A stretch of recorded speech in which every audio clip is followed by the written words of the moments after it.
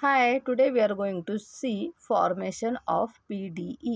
तर आपल्याला first order partial differential equation कसं तयार करतात हे आज आपण शिकणार आहोत.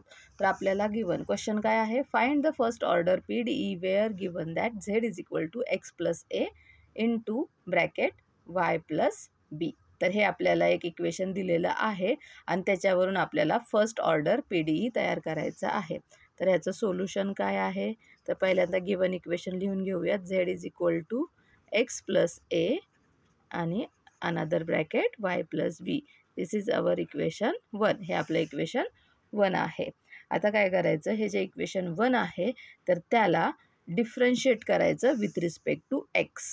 Okay, so differentiate equation 1 with respect to x. आता हे पार्शियल डिफरन्शिएशन असणार आहे.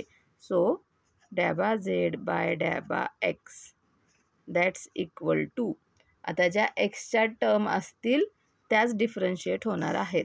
तर एक्स म्हणजे झाला 1. हां, एक्सचं डेरिव्हेटिव्ह काय असणार आहे, आपण एक्सची with respect to x differentiate करतो आहे ना, म्हणजे एक्सचं डेरिव्हेटिव्ह आलं 1 प्लस ए हा कॉन्स्टंट आहे म्हणजे याचं डेरिव्हेटिव्ह आलं 0. तर हे इथं काय येणार आहे 1 इंटू हे y प्लस बी. हे मल्टिप्लिकेशनमध्ये आहे म्हणून ही ब्रॅकेट हे कॉन्स्टंट असल्यामुळे ॲज इट इज आली. सो आपल्याला काय भेटलं, डॅबा z बाय डॅबा x is equal to y plus b हे भेटलेलं आहे. आता आपण काय करणार आहोत, परत या इक्वेशन 1ला with respect to y differentiate करणार आहोत. So differentiate equation 1 with respect to y. So डॅबा z बाय डॅबा y इज इक्वल टू, आता ही कॉन्स्टंट टर्म आहे x प्लस ए, मल्टिप्लिकेशनमध्ये असल्यामुळे ते ॲज इट इज राहणार.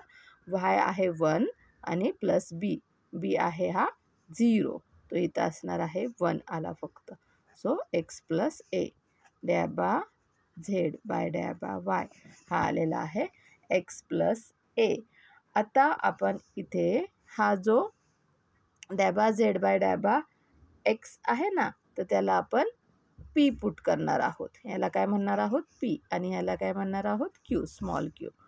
पुट डॅबा z बाय डॅबा x is equal to p and डॅबा z बाय डॅबा y is equal to q. मग आपल्याला हे काय इक्वेशन भेटलेलं आहे, इथे होणार आहे p is equal to y plus b and q is equal to x plus a. आता आपल्याला हे जे इक्वेशन 1 आहे तर त्याच्यामध्ये x प्लस ए आहे, y प्लस बी आहे. x प्लस ए म्हणजेच काय आलेलं आहे, q आलेला आहे आणि y प्लस बी म्हणजे काय आलेला आहे, p आलेला आहे. तर हे ज्या व्हॅल्यू आलेल्या आहेत x प्लस ए आणि y प्लस बीच्या, तर या आपण इक्वेशन 1मध्ये सबस्टिट्यूट करूयात. ठीक आहे, तर सबस्टिट्यूट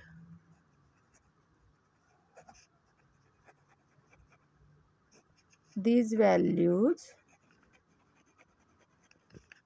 in इक्वेशन 1. मग इक्वेशन 1 काय होणार आहे आपलं, तर z is equal to q P.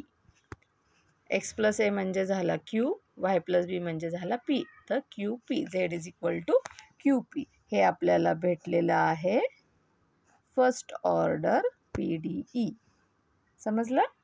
Okay, bye bye.